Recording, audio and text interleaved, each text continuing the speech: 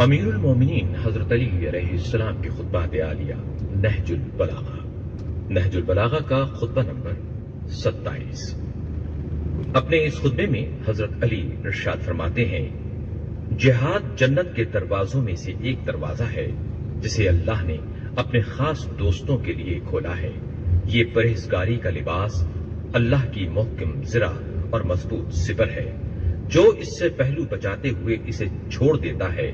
خدا اسے ذلت و خواری کا لباس پہنا اور مصیبت و ابتلا کے ردا اوڑھا دیتا ہے۔ خدا اسے ذلت و خواری کا لباس پہنا اور مصیبت و ابتلا کے ردا اڑھا دیتا ہے، اور مدہوشی و غفلت کا پردہ اس کے دل پر چھا جاتا ہے، اور جہاد کو ضائع و برباد کرنے سے حق اس کے ہاتھ سے لے لیا جاتا ہے۔ ذلت اسے سہنا پڑتی ہے اور انصاف اس سے روک لیا جاتا ہے۔ حضرت علی علیہ السلام اپنے اس خطبے میں ارشاد فرماتے ہیں، میں نے اس قوم کو لڑنے کے لیے رات بھی اور دن بھی، اعلانیہ بھی اور پوشیدہ بھی تمہیں پکارا اور للکارا، اور تم سے کہا کہ قبل اس کے کہ وہ جنگ کے لیے بڑھیں تم ان پر دھاوا بول دو۔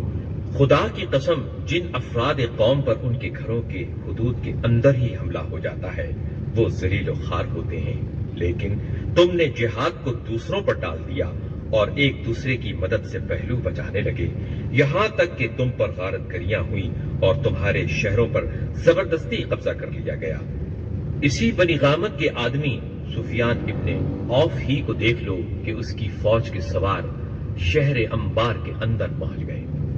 اور حسان ابن حسان بکری کو قتل کر دیا، اور تمہارے محافظ سواروں کو سرحدوں سے ہٹا دیا، اور مجھے تو یہ اطلاع بھی ملی ہے کہ اس جماعت کا ایک آدمی مسلمان ذمی عورتوں کے گھروں میں گھس جاتا ہے اور ان کے پیروں سے کڑے، ہاتھوں سے کنگن، گلوبند اور گوشوارے اتار لیتا ہے، اور ان کے پاس اس کی حفاظت کا کوئی ذریعہ نظر نہ آتا تھا سوائے اس کے کہ انا للہ و انا الیہ راجعون کہتے ہوئے صبر سے کام لیں یا خوشامدیں کر کے اس سے رحم کی التجا کریں۔ وہ لدے پھندے ہوئے پلٹ گئے، نہ کسی کے زخم آیا نہ کسی کا خون بہا۔ اب اگر کوئی مسلمان ان سانحات کے بعد رنج و ملال سے مر جائے تو اسے ملامت نہیں کی جا سکتی۔ حضرت علی علیہ السلام اپنے اس خطبے میں ارشاد فرماتے ہیں، بلکہ میرے نزدیک ایسا ہی ہونا چاہیے۔ العجب ثم العجب، خدا کی قسم ان لوگوں کا باطل پر ایکا کر لینا اور تمہاری جمعیت کا حق سے منتشر ہو جانا دل کو مردہ کر دیتا ہے اور رنج و اندوہ بڑھا دیتا ہے۔ تمہارا برا ہو، تم غم و حزن میں مبتلا رہو، تم تو تیروں کا از خود نشانہ بنے ہوئے ہو، تمہیں ہلاک و تاراج کیا جا رہا ہے، مگر تمہارے قدم حملے کے لیے نہیں اٹھتے۔ وہ تم سے لڑ بھڑ رہے ہیں اور تم جنگ سے جی چراتے ہو، اللہ کی نافرمانیاں ہو رہی ہیں اور تم راضی ہو رہے ہو۔ اگر گرمیوں میں تمہیں ان کی طرف بڑھنے کے لیے کہتا ہوں تو تم یہ کہتے ہو کہ یہ انتہائی شدت کی گرمی کا زمانہ ہے، اتنی مہلت دیجیے کہ گرمی کا زور ٹوٹ جائے، اور اگر سردیوں میں چلنے کے لیے کہتا ہوں تو تم یہ کہتے ہو کہ کڑاکے کا جاڑا پڑ رہا ہے، اتنا ٹھہر جائیے کہ سردی کا موسم گزر جائے۔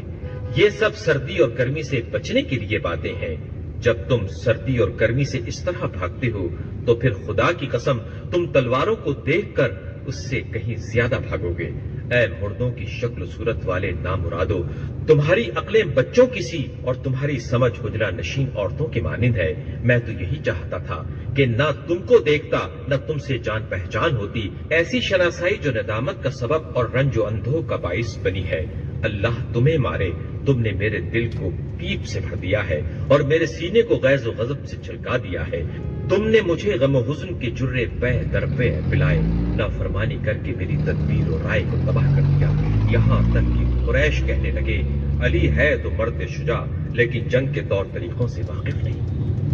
امیر المومنین حضرت علی علیہ السلام نہج البلاغہ کے اس خطبے کے آخری حصے میں ارشاد فرماتے ہیں، اللہ ان کا بھلا کرے، کیا ان میں سے کوئی ہے جو مجھ سے زیادہ جنگ کی مزاولت رکھنے والا اور میدان وغا میں میرے پہلے سے کار نمایاں کیے ہوئے ہو؟ میں تو ابھی 20 برس کا بھی نہ تھا کہ حرب و ضرب کے لیے اٹھ کھڑا ہوا، اور اب تو 60 سے بھی اوپر ہو گیا ہوں،